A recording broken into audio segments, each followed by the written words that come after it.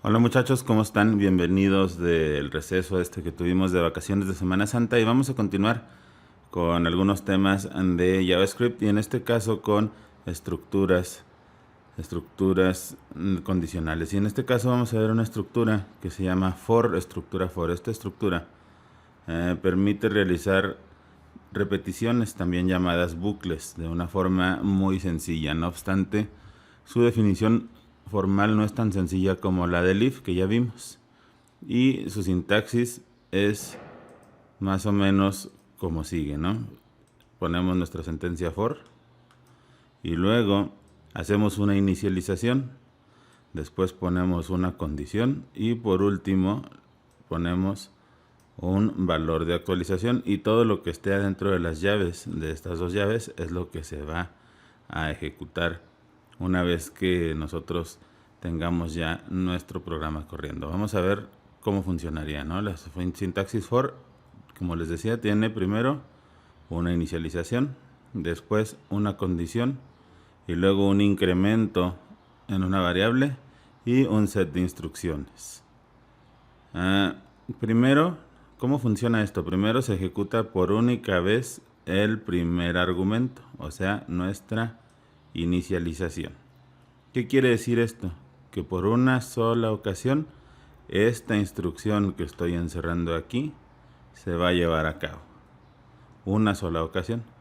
El segundo paso es evaluar la condición. Después de que se inicializa la variable que yo ponga aquí, o se lleve a cabo esta inicialización, va a saltar a este otro lugar, ¿no?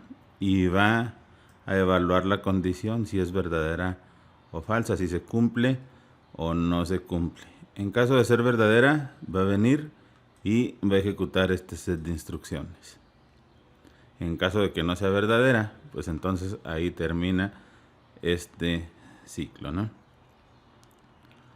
El tercer paso es la ejecución de las instrucciones, como les comentaba. El cuarto paso es ejecutar el tercer argumento o incremento o decremento. Este es muy usado, este for es muy usado para recorrer arreglos, para hacer secuencias, etcétera, ¿no?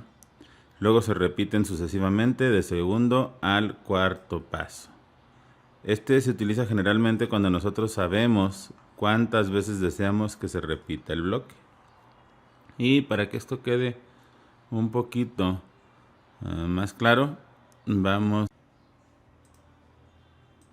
a hacer un ejemplo muy sencillo en el cual nosotros vamos a mostrar por la pantalla los números del 1 al 10. ¿Qué tengo que hacer? Pues primero mi archivo HTML, ¿no? Abro mi Sublime Text, le digo Save As o guardar como y le voy a poner for.html, ¿sí? Y lo guardo. Y a este for ya saben, ¿no? Empiezo a abrir mis etiquetas HTML. Aquí le pongo estructura for y antes de que se cierre mi encabezado pongo mi etiqueta script.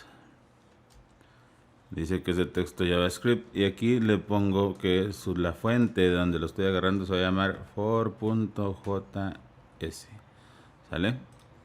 Y lo guardo. Ahora sí, guardo mi archivo y voy a crear mi for.js. Entonces, new file, save as y voy a escribir for.js. Lo guardo. Y ahora sí, ya estoy creando mi archivo for. Voy a crear una variable que se llame f. Y voy a utilizar ahora sí mi for. Abro paréntesis y le digo f igual a 1. Y luego lo voy a decir mientras que f sea menor o igual que 10.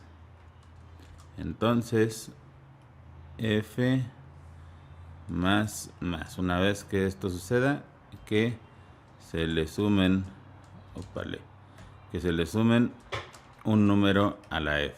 Y entonces, ¿qué voy a hacer? Para escribir los números del 1 al 10 voy a escribir el valor punto write F y le vamos a agregar un espacio en blanco. ¿Para qué? Pues para que queden separaditos los números, ¿no? Ahora sí, ¿qué es lo que va a suceder? Fíjense bien, en la primera vuelta F va a valer 1, ¿no? Y luego va a venir y va a preguntar, ¿F es menor o igual que 10? ¿1 es menor o igual que 10? Sí, entonces va a venir y va a ejecutar estas instrucciones. Y va a escribir document.write F, o sea, va a escribir 1, va a dejar un espacio, y luego va a volver y va a preguntar, se va a sumar va a llegar F más, y ahora F vale 2, F va a valer 2, y va a venir y va a preguntar, ¿2 es menor que 10?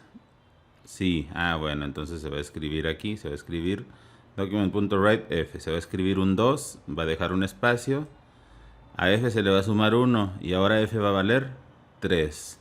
Y luego va a venir y va a preguntar, ¿3 es menor que 10?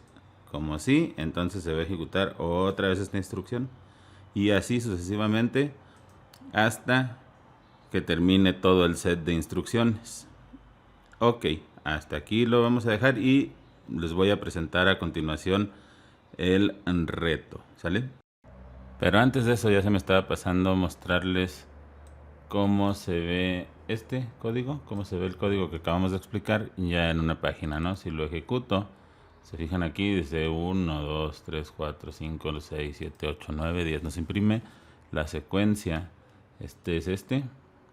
viene, pregunta e imprime cada uno de ellos. Ok, ahora sí vámonos con el reto. Ok, para la clase de hoy hay 4 retos, perdón. En el primero de ellos van a hacer un programa que pida 3 pares de datos. A cada par de datos le corresponde la medida de la base y la altura de un triángulo. El programa debería informar de cada triángulo la medida de su base, su altura y su superficie. Y cuántos triángulos tienen superficie mayor que 12. ¿Cómo se tiene que ver este programa? Se tiene que ver algo parecido a esto, fíjense bien. Y entonces se tiene que ver cómo sigue, fíjense bien, lo ejecutamos y nos pide que ingresemos la base 1 en este caso, ¿no? Voy a poner un 5 de base y un 4 de altura, y luego un 2 de base y un 2 de altura, y aquí dice que ingrese la base 3, voy a ponerle un 9 de base y un 7 de altura. Y entonces para el par de datos 1 los datos son tales y la superficie es esta es esta y esta son los datos del 3. Dice total de triángulos con superficie mayor que 12. ¿Cuántos tenemos aquí? ¿Cuál de superficie es mayor que 12? Pues una, nada más esta, ¿verdad? Entonces nos arroja este resultado. Quiere decir que sí está bien, ¿no? Perfecto. Ok. Luego van a hacer, muchachos, el segundo reto. Van a desarrollar un programa que solicite la carga de 10 números. ¿Qué quiere decir? Pues que va a haber un for que tenga dentro un prompt, ¿no? E imprima la suma de los últimos 5 valores ingresados. ¿Y en dónde los van a meter? Pues puede ser que los metan en un array, ¿no? Ya ustedes ahí, el chiste es que se las ingenien. Luego van a desarrollar un programa que muestre la tabla de multiplicar del 5. O sea, desde el 5 hasta el 50. 5 por 1, 5, 5 por 2, 10, 5 por 3, 15, etc. Y por último van a hacer un programa que permita ingresar un valor del 1 al 10 y nos muestre la tabla de multiplicar del mismo. No se crean, no. Los 3 primeros. ¿Sale? Con esos es más que suficiente. Ok, hasta aquí le dejamos. Échenle ganas, por favor.